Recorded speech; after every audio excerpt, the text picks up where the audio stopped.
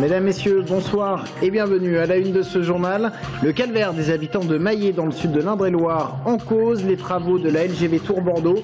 Les engins de chantier compliquent largement les déplacements des habitants. Les routes ressemblent à des pistes pour 4x4. COSEA, qui réalise la LGV, est mise en cause.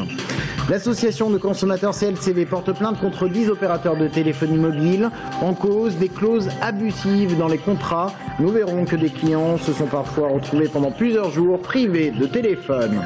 Et puis cette question, comment les élus gèrent-ils leur nomination à un ministère?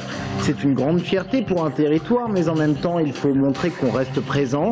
C'est le cas de Marisol Touraine en ce moment, ce fut le cas d'Hervé Novelli, Maurice Leroy ou encore Claude Greff. Tous ont dû multiplier leurs déplacements dans leur territoire.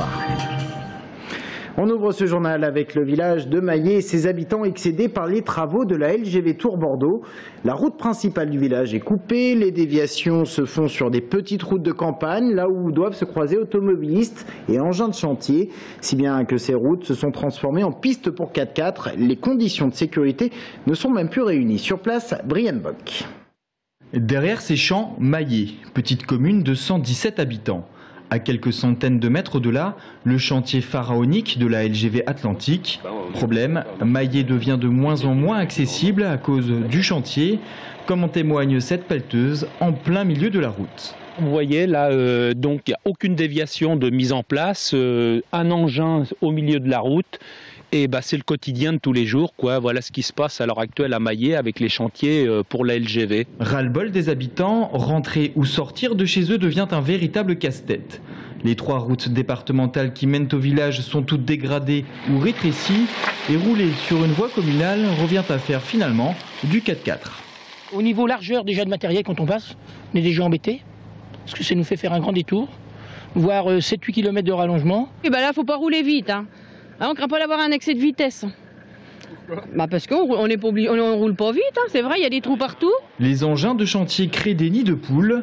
Les routes pourtant goudronnées deviennent des chemins de terre et certaines voies sont même dangereuses avec des tranchées sur les bas-côtés non sécurisés. Le maire n'en peut plus et demande que des travaux de remise en état soient effectués. Le chantier, on n'a pas voulu, on le supporte, on le subit, mais néanmoins, la sécurité des habitants doit être assurée dans tous les cas de figure, même quelle que soit l'organisation. Et en plus de ça, je pense qu'un minimum pourrait être fait pour que ce soit assuré, et c'est loin d'être le cas. Quelques travaux d'appoint ont déjà été effectués, mais le maire en attend beaucoup plus. Il espère que COSEA, le maître d'œuvre de la LGV, entretienne une fois par semaine les routes de sa commune pour que les habitants retrouvent au moins un chemin plus tranquille. Installation aujourd'hui à Paris du Haut Conseil à l'égalité en présence de Jean-Marc Ayrault, de Najat Vallaud-Belkacem et de François Bonneau, le président de la région Centre. Il y représente les régions qui peuvent œuvrer d'ailleurs dans le domaine notamment de la formation professionnelle. Alors ce Haut Conseil est chargé d'observer les avancées en matière d'égalité hommes-femmes. Une loi viendra compléter le dispositif en mai 2013. Alors quel rôle aura le président de la région Centre, salué d'ailleurs pour ces avancées? Eh bien écoutez François Bonneau. Un travail d'observation, un travail d'alerte des autorités publiques, un travail d'accompagnement dans les acteurs économiques et sociaux, les acteurs associatifs, pour construire très concrètement des politiques d'égalité. Les choses ne se transformeront pas, s'agissant de problèmes sociétaux, ne se transformeront pas en un jour. Elles se transformeront dans la durée et le travail du Haut Conseil et d'accompagner la mise en place dans la durée de dispositifs, de réflexion, de structures de veille qui véritablement feront que les choses iront dans le bon sens. Y a-t-il des contrats de téléphonie mobile illicites ou en tout cas des clauses abusives? L'association de consommateurs CLCV a en tout cas porté plainte contre 10 opérateurs de téléphonie mobile. Des clients se sont retrouvés sans ligne, parfois pendant plusieurs jours, professionnels ou particuliers. Il y a des cas référencés dans la région. Sabrina Meloult. Donc j'ai écrit peut-être pas autant de fois que j'ai essayé de les appeler. 12 jours sans pouvoir utiliser sa ligne, 12 jours de stress et de colère pour ce vétérinaire qui doit impérativement répondre à toute forme d'urgence 7 jours sur 7. En mai dernier, il répond à une offre pour bénéficier de l'illimité, aussi bien sur sa ligne professionnelle que sur son portable. Pourtant, il devient vite totalement injoignable et son nom disparaît même des pages jaunes. C'est pas tellement le préjudice financier, c'est plus le préjudice moral. Moi, ça m'a généré un stress énorme. J'ai des clients qui sont allés ailleurs, forcément, parce que croyant que je n'exerçais plus ou que j'avais changé, parce qu'en fait, comme il était question que je déménage là, depuis quelques mois, ça a été surtout un préjudice moral important et un stress inouï de savoir à aucun moment quand ma ligne allait pouvoir être utilisée. Clause abusive, astérix, paragraphe minuscule. Il faut dire que les contrats de nombreux opérateurs téléphoniques sont volontairement illisibles. 30, 40 pages de contrat, autant que le client signe, mais n'a en fait jamais le temps de lire. Les opérateurs, entre autres, ont une obligation dans leur clause de moyens et ils n'ont pas d'obligation de résultat, ce qui est absolument épouvantable. Et par exemple, dans les illimités, alors c'est illimité entre parenthèses, les illimités, parce qu'il y a un tas de numéros qui ne sont pas pris dans les illimités, des numéros spéciaux que certaines personnes malheureusement appellent assez souvent, genre Pôle emploi, la CAF, etc. Xavier a fait appel à un avocat pour être dédommagé, mais ce sera à lui de prouver la faute qu'a commis son opérateur. Attention, j'ai passé des annonces après dans la presse pour prévenir ma clientèle, donc ça m'a coûté de l'argent. Je pense que nous, on a fait une demande de l'ordre de 3 000 à 4 000 €. Voilà. Un peu David contre Goliath. La CLCV n'est pas la première association de consommateurs à intenter une action en justice, mais elle espère bien ainsi faire pression contre ces grandes firmes internationales. En bref, pas de projet de deuxième ligne de tram dans l'agglomération tourangelle avant 2014. Déclaration de Jean Germain. Le président de Tour Plus veut éviter les crispations entre les différents maires de l'agglomération. Plusieurs d'entre eux, comme Marie-France Beaufils à Saint-Pierre-des-Corps, souhaitent le tram dans leur commune. Et à l'approche des élections de 2014, le sujet pourrait devenir un sujet de tension. La question du tracé sera donc tranchée après les prochaines municipales.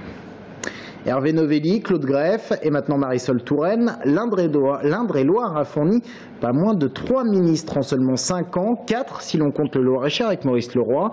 Des nominations qui sont bien sûr accueillies avec grande fierté par les concernés, mais ces fonctions nationales ne durent qu'un temps. Alors il ne faut pas oublier son ancrage local, ses administrés, si bien que les ministres reviennent régulièrement chez eux pour se montrer. Romain Delvine. Bien que ministre de la Santé et des Affaires sociales, Marisol Touraine veut garder son ancrage local. Vendredi et samedi, elle a enchaîné les cérémonies de vœux à Saint-Bran, ici à Loches, aux côtés de son suppléant devenu député Jean-Marie Beffara, puis à Civray-sur-Ève. Marisol Touraine s'est retirée de la présidence du Conseil général d'Indre-et-Loire, reste conseillère générale du canton de Montbazon et veut rester auprès des citoyens qui l'ont élue. C'est pour moi à la fois quelque chose que je dois à ceux qui m'ont fait confiance et à ceux qui m'ont élu.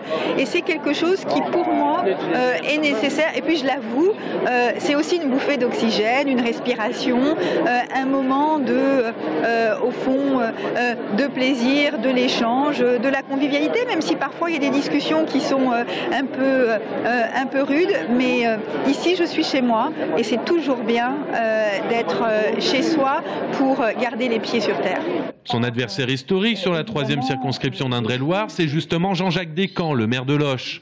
Marisol Touraine l'a devancé par 2 fois aux législatives en 1997 et 2007 et perdu une fois en 2002. Moi, j'ai toujours aimé ça. J'aime bien aller au bistrot serrer les pinces des gens qui sont au bar et discuter avec eux. J'aime bien être sur le marché. Tous les jours, tous les samedis, je vais sur le marché. C'est ma vie, ça me plaît. Je ne suis pas sûr que ça soit le cas de Marisol Touraine.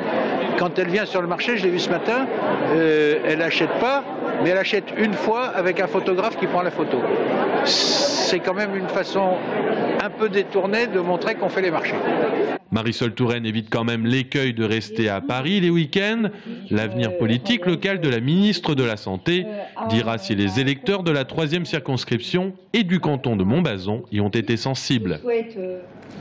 Focus maintenant sur le GRIMP, le groupe de recherche et d'intervention en milieu périlleux. Il s'agit de super pompiers chargés d'intervenir, comme son nom l'indique, en milieu périlleux.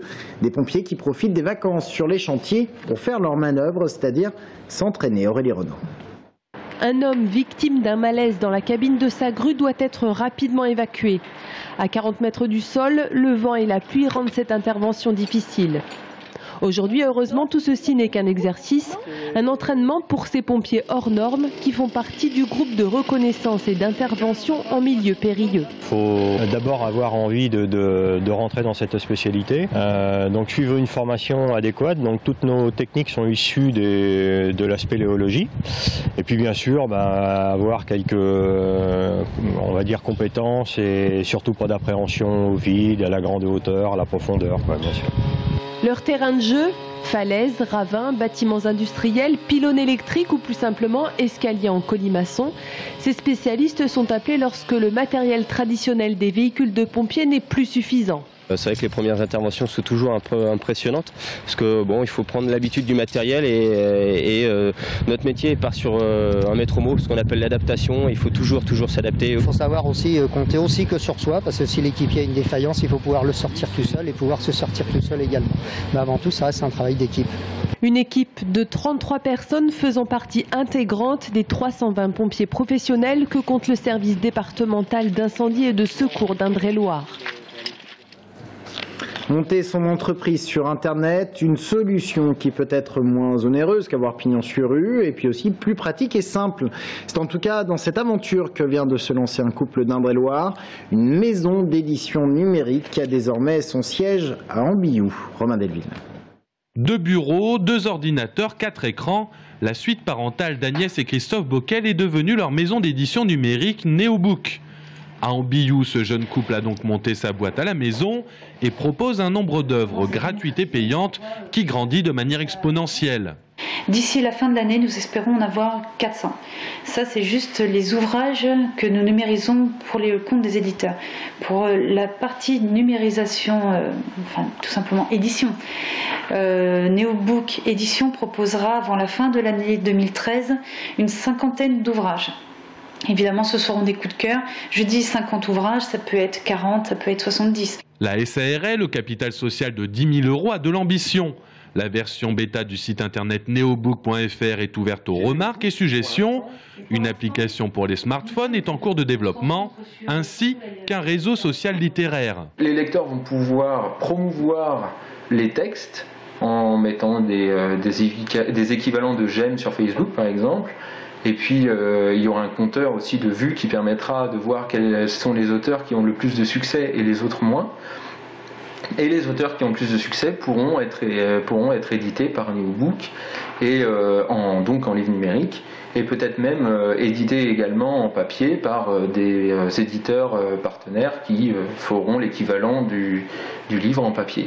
Neobook veut donc ouvrir l'édition au web collaboratif, une révolution dans le monde de la littérature, une révolution qu'Agnès et Christophe Bockel espèrent voir s'avérer payante. Fin de cette édition, merci de l'avoir suivi. Restez avec nous. Dans un instant, nous parlons des soldes avec le directeur adjoint de la protection des populations. A tout de suite.